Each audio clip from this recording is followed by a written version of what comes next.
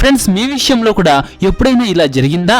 మీరు ఎగ్జామ్కి వెళ్ళి బాగా రాసి ఇంటికి వచ్చారు. అయితే మీరు 100కి 95 మార్కులు వస్తాయని ఎక్స్పెక్ట్ చేస్తే మీ రిజల్ట్ వచ్చిన తర్వాత అందులో 75 మార్కులే ఉంటాయి. అలా ఎందుకు జరిగింది? మీ మిగతా 20 మార్కులు ఎక్కడికి వెళ్ళిపోయాయి?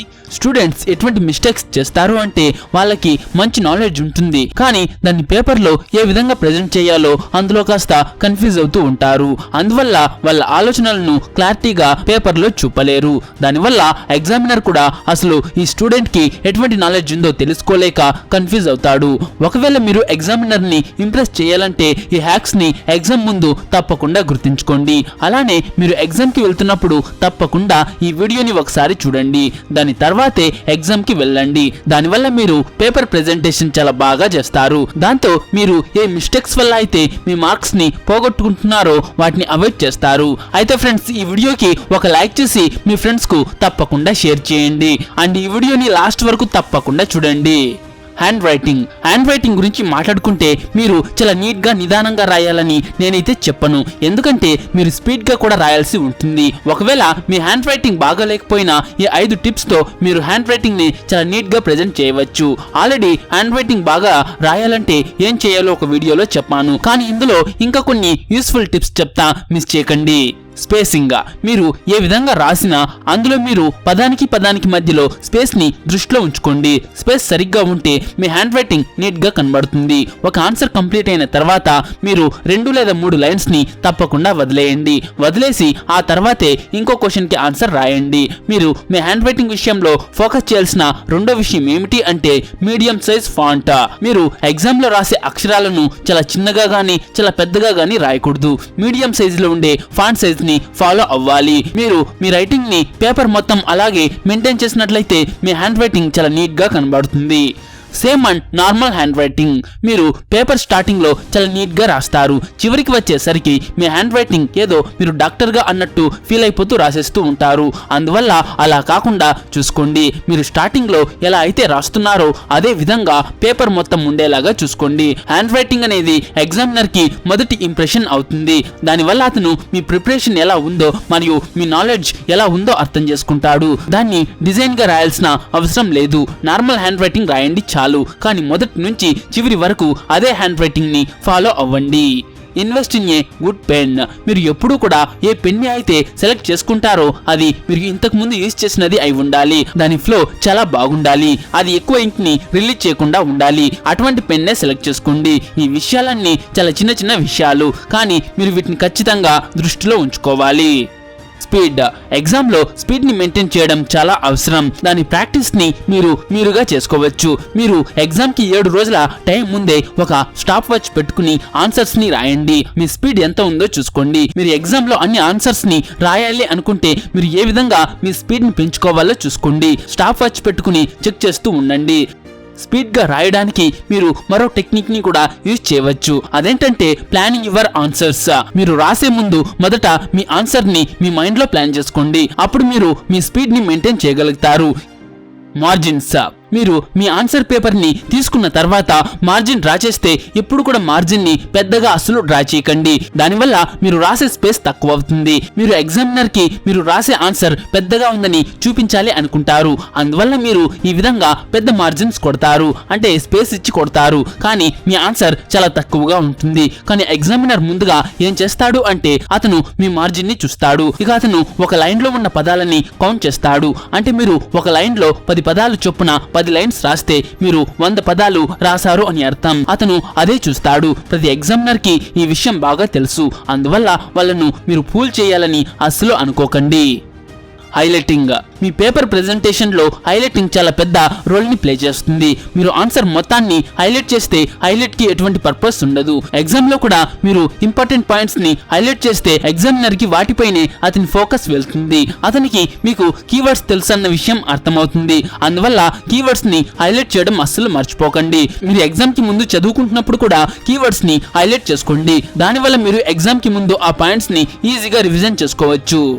Starting with a easy question. మీరు ఎప్పుడు కూడా ఈజీ క్వశ్చన్ తోనే మీ పేపర్ ని స్టార్ట్ చేయాలి. మీకు ఏ క్వశ్చన్ కి అయితే బాగా ఆన్సర్ తెలుసో ఆ క్వశ్చన్ కి ఆన్సరే మీరు ముందుగా రాయాలి. అలా చేయటం వల్ల మీ కాన్ఫిడెన్స్ లెవెల్ ఎగ్జామ్ స్టార్టింగ్ లో హై లెవెల్లో ఉంటుంది. తర్వాత మీరు ఆ హై కాన్ఫిడెన్స్ వల్ల మీకు తెలియని క్వశ్చన్ కి కూడా ఏదో ఒక ఆన్సర్ కాన్ఫిడెంట్ తో రాయగలుగుతారు. కాబట్టి ఎప్పుడూ కూడా ఈజీగా ఉండి అండ్ మీకు బాగా తెలిసిన ఆన్సర్ ఏదైతే ఉంటుందో పేపర్ లో దాన్ని స్టార్ట్ చేయండి. తర్వాత మీకు రాని క్వశ్చన్స్ ని చివర్లో ఆన్సర్ చేయండి. మరో విషయంలో కూడా మీరు ఎక్కువ ఫోకస్ చేయాల్సి ఉంటుంది. అదేంటంటే read the instructions. Question paper లో ఏవైతే ఇన్స్ట్రక్షన్స్ ఇస్తారో వాటిని చాలా జాగ్రత్తగా చదవండి. దాని తర్వాతే ఆన్సర్స్ రాయడం స్టార్ట్ చేయండి. ఎప్పుడైతే మీరు పేపర్ ని చదువుతారో అప్పుడు క్వశ్చన్స్ ని కనీసం 2 సార్లు చదవండి. ఆన్సర్స్ తెలిసి ఉన్నా క్వశ్చన్ సరిగ్గా అర్థం కాక ఆ క్వశ్చన్స్ ని స్కిప్ చేసేస్తూ ఉంటారు. అలానే సరిగ్గా ఆ క్వశ్చన్స్ చదవకపోతే దానికి రాంగ్ ఆన్సర్స్ రాసేసే అవకాశం కూడా ఉంటుంది. అందువల్ల మీరు క్వశ్చన్స్ ని చాలా జాగ్రత్తగా చదవాలి అవసరం ఉంది. అందువల్ల ఏ క్వశ్చన్ కి ఆన్సర్ రాయాలన్నా దాన్ని 1-2 సార్లు తప్పకుండా చదవండి. Don't use the short forms. మీరు ఎగ్జామ్స్ లో షార్ట్ ఫామ్స్ ని యూజ్ చేయటం ఖచ్చితంగా అవాయిడ్ చేయాలి. మీరు YOU కి బదులుగా 1 లెటర్ U అని రాస్తూ ఉంటే అలా రాయడం మానేయండి.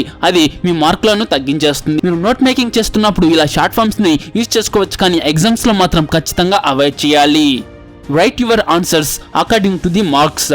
ఒకవేళ మీరు 2 మార్కుల క్వశ్చన్ కి ఆన్సర్ రాయాలంటే అందులో మీరు దానికి డెఫినేషన్ రాయండి. దానితో పాటు ఒక ఎగ్జాంపుల్ ని ఇవ్వండి. ఇందులో డయాగ్రామ్ వేయాల్సిన అవసరం లేదు. మీకు కాన్ఫిడెంట్ గా తెలిస్తేనే డయాగ్రామ్ వేయండి లేదా స్కిప్ చేసేయండి. అదే 3 మార్కుల క్వశ్చన్ అయితే ఇందులో మీరు 3 నుంచి 5 పాయింట్స్ రాయాలి. దానికి ఒక ఎగ్జాంపుల్ ని కూడా రాయాలి.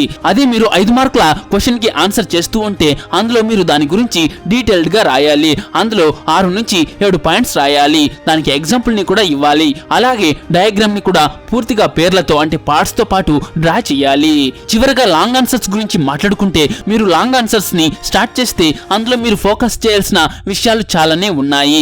అవేంటంటే మీరు టాపిక్ ని చేంజ్ చేస్తూ ఉంటే వాటికి హెడ్డింగ్స్ ప్రాపర్ గా ఇవ్వాలి. ఎక్కడ నుండి అయితే మీరు కొత్త కాన్సెప్ట్ గురించి ఇన్ఫర్మేషన్ రాస్తారో దాన్ని కొత్త పారాగ్రాఫ్ గా స్టార్ట్ చేయాలి. దానివల్ల మీరు ఒక కాన్సెప్ట్ ని వేరే కాన్సెప్ట్ తో డిఫరెన్షియేట్ చేయగలుగుతారు.